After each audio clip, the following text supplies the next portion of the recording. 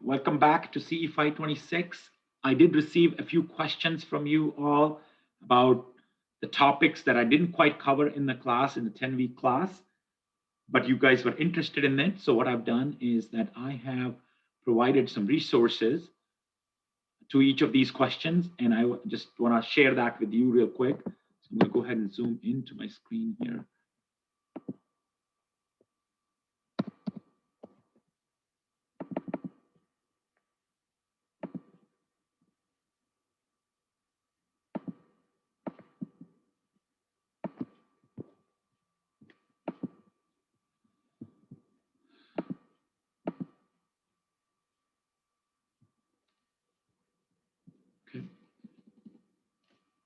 So first question was, are there any engineering countermeasures for the driving under influence crashes? I'm not aware of any engineering countermeasures for the influence-related crashes. There are some ways of how a community might deal with those things. So there are some community-wide programs that are listed. So there is a 2002 report from AAA that talks about how we can deter drunk driving in our communities. So there are some measures that a community might be able to implement, but none of them are really engineering related. They rely on education campaigns, they rely on more effective enforcement, they rely on programs such as partnership with taxi companies, because this document is somewhat old. Now you can think about is broadening it to partnering with TNC type agencies, but none of them actually strictly deal with what do we do to our roads to address the problem of DUI. And I can sort of see that issue, because if you're completely impaired and you're driving, then I don't know what kind of design might make sense for that. So it sort of makes sense that there are not very many engineering countermeasures for driving under the influence. So I'll share this document with you, and I've provided a link to an old AAA report that looks at it. But I think in addition, I think partnering with the TNC as a city and a community, then that might be helpful. But I'm not aware of anything that strictly focuses on engineering for DUI crashes. This was one of the specific questions that came up. There is a new bicycle crossing intersection on Foothill Boulevard and Ferrini intersection, or Ferrini Road in San Luis Obispo. And that is a specific bike related intersection. And it's an actuated signal where what you need to do is, as when the bicyclist is trying to cross the road, there is a specific phase for bicyclists, and then the light turns red. Otherwise, the light is basically yellow flashing yellow light. So you just proceed with caution. But when there's a bicyclist, then the light turns red, and then you have to you have to yield to the bicyclist, and sort of unusual intersection, but it does conform with the MUTCD, which is the Manual for Traffic Control Devices. But I think any of the treatment that's new to any community, I think people have to get familiar with it. And I think once people get familiar with it, it works fine. It's not something that you look at. But yeah, it will be interesting to look at long-term, look at any safety issues that present at that location. And I'm personally not aware of any. Yes, it's inconvenient, it's unorthodox, inconvenience at the beginning for motorists, and it's unorthodox for the community. However, once people get used to it, you have to look at maybe long-term safety trends, long-term crash trends. Or one thing that interesting that occurred to me is that a surrogate safety-based assessment would be really helpful there, is that if we can record that location using a video camera and do something, a technology like what Transsoft talked to us about in the last class, that might be of interest there at that location. So you could see what kind of conflicts are happening, and you could look at conflicts that occur at that location. And I mean, it would have been ideal if we had the video data from before at what was happening at that intersection before such a measure was implemented and what's happening after. But I'm assuming there is no before data that we could use. So then you could look at the next best thing.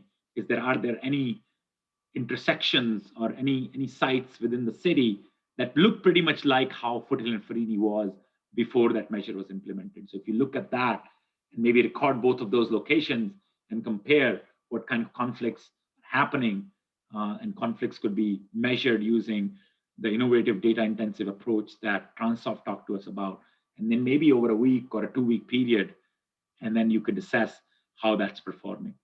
But I personally, I've driven through that. I used to live there up until a few months ago. I used to live at near that location. So that was sort of our primary route. So I've navigated that intersection as a bicyclist, as well as a motorist, and also as pedestrian, because sometimes you used to walk to that donut shop that's right across.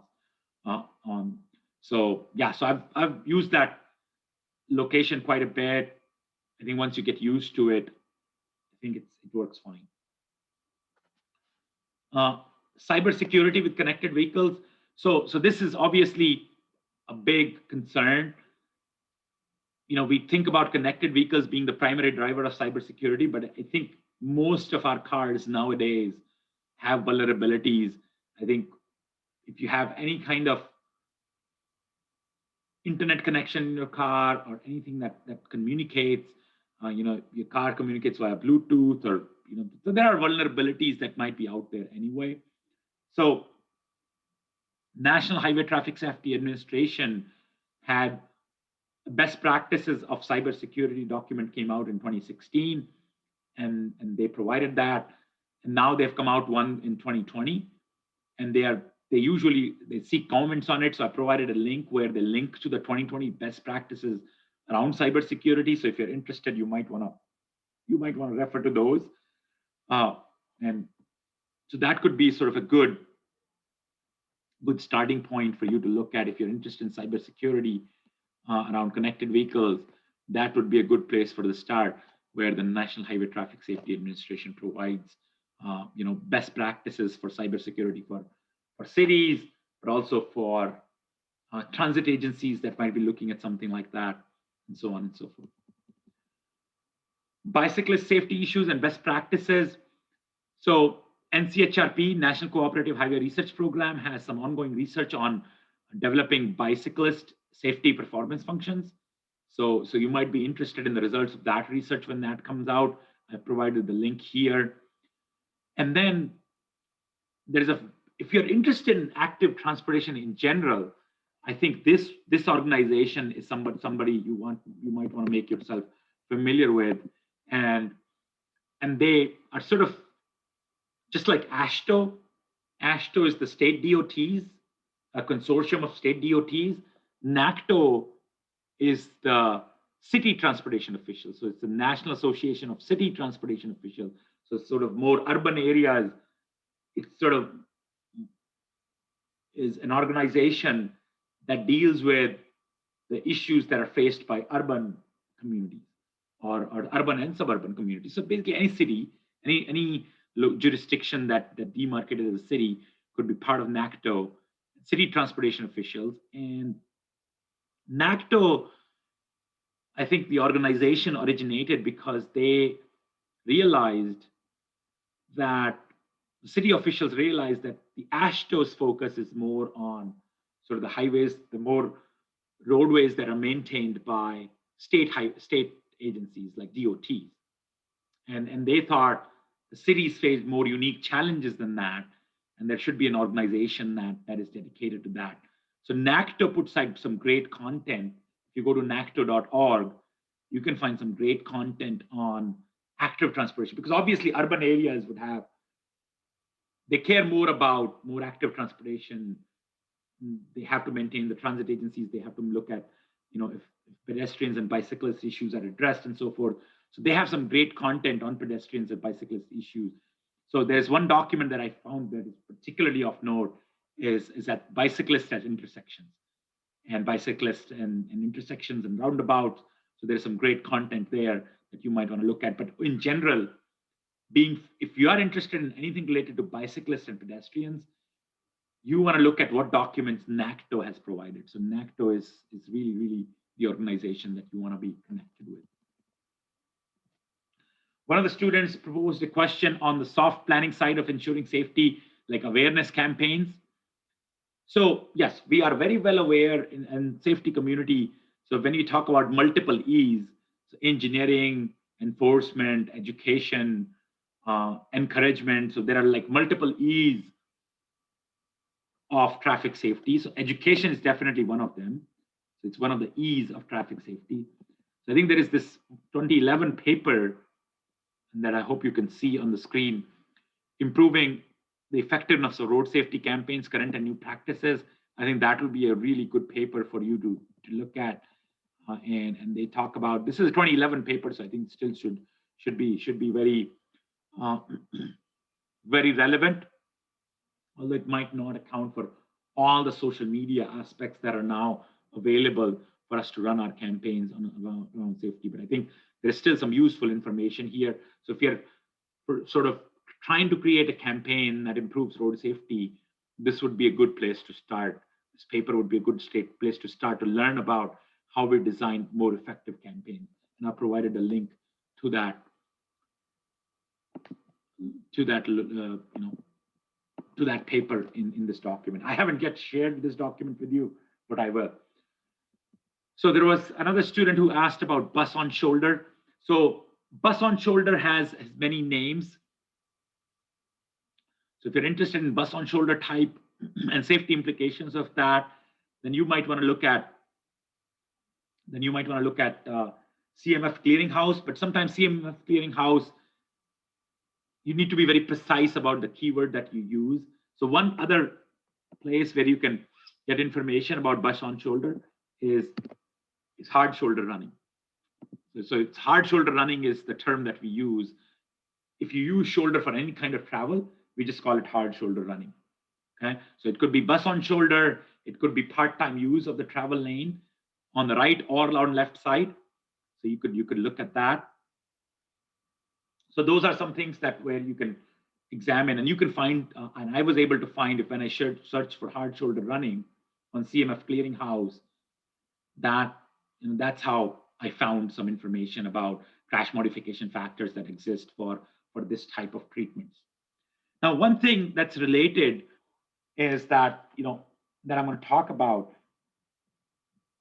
and the idea that I got from this is that in traffic safety realm, we can learn a lot from other jurisdictions, right? Because there are some things that some places have implemented either nationally by different states and cities, or internationally even. So there might be some things that we are doing that Europe can learn from us, or what Europeans are doing or Asian people are doing, and we can learn from them.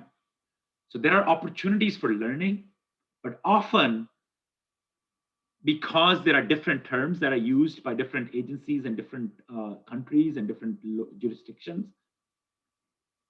So it might be helpful if you're looking for a certain treatment, it might be helpful to maybe talk to different people or just do a Google search.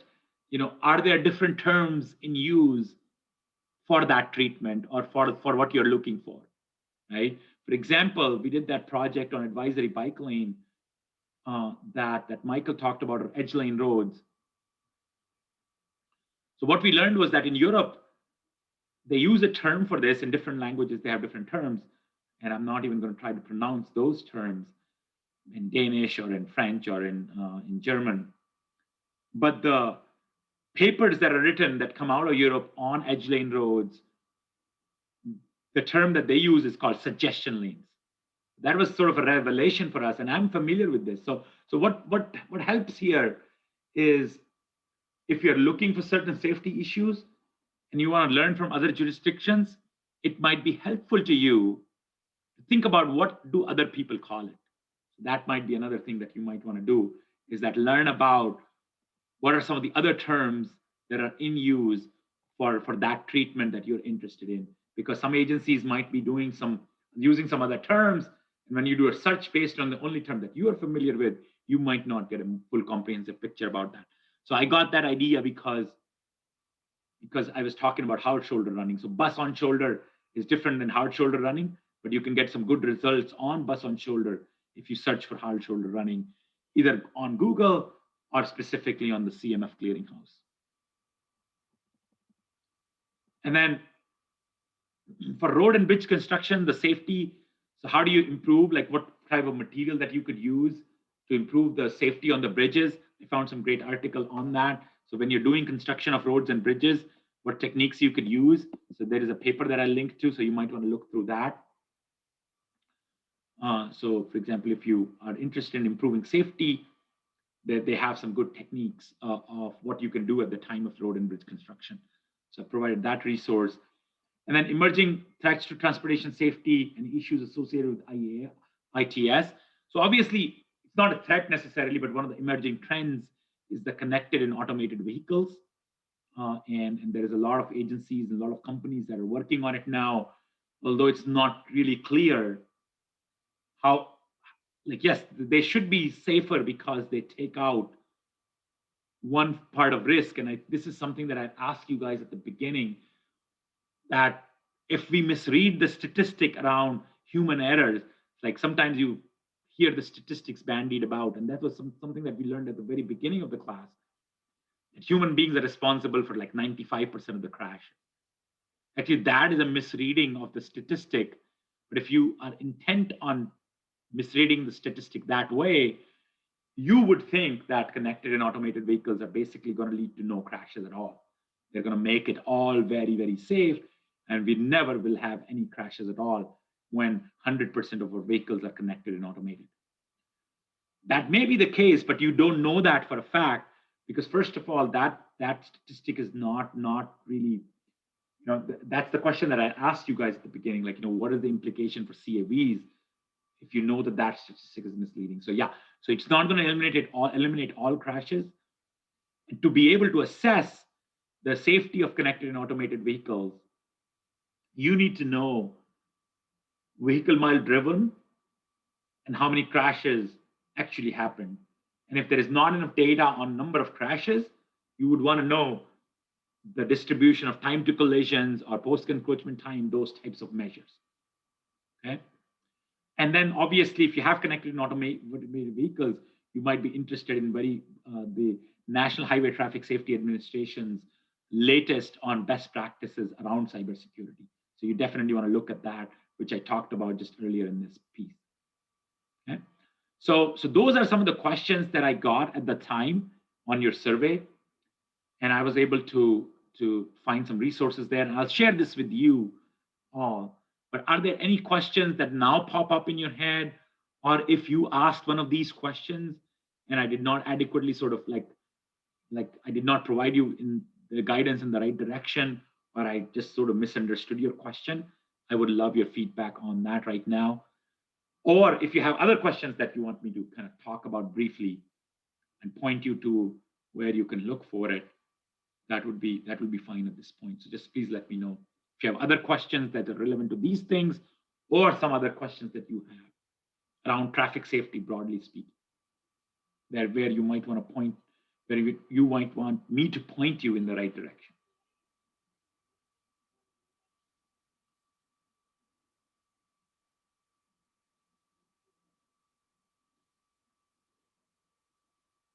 Okay, I'm not seeing any questions here. Let's see if there's something on chat. Nothing on chat either. And I will make this Google Doc available to you guys. Okay. Perfect. If there are no more questions, let's take maybe 5 minutes of break. So it's 9 o'clock right now. So let's break until 9:10, and let's go over to each of your presentations then, and then we'll end the class with some broad perspectives about the class. Okay, so some broad things about the class. So let's take a 10-minute break here, and then we'll have each of the groups sort of present, and we'll just kind of go over in that order. We'll start with Road Safety Audit Group 1. We'll just kind of go over from 1 to 5, and I want to hear from each group. So obviously, so just Group 1, be prepared, and then Group 2, have your presentation. Whoever is going to do the presentation, I'm going to make sure that each participant can share room as well. So we'll get started there. Okay. So I'm going to go ahead and stop the recording here.